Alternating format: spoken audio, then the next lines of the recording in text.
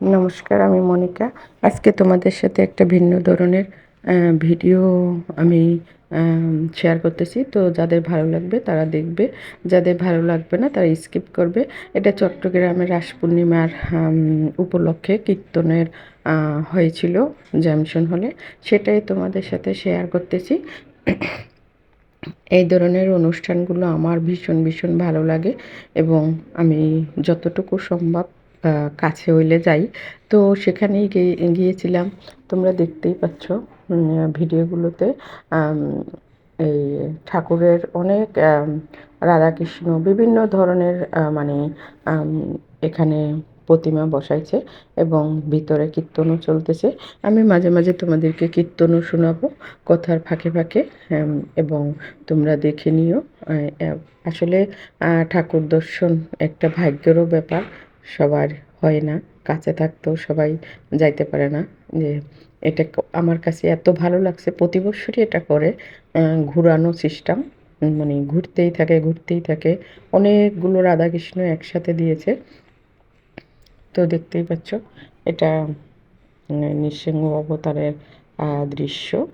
উম, বিভিন্ন ধরনেরই প্রতিমা এখানে তৈরি করছে এবং রাধাকৃষ্ণ। তো কিছু সময় তোমরা গানও শুনিয়ে দাও।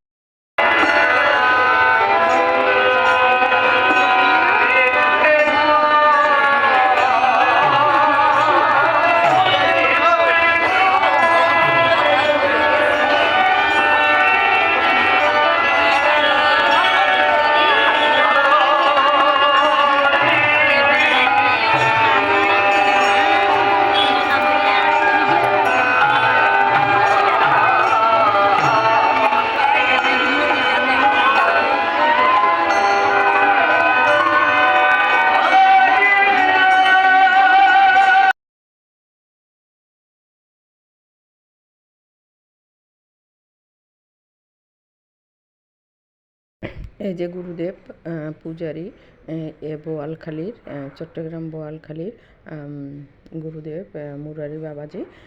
সে সবসময় এই রাস পূর্ণিমা এবং জন্মাষ্টমীর কীর্তন উপলক্ষে তাকেই আনা হয় এখানে ভোগ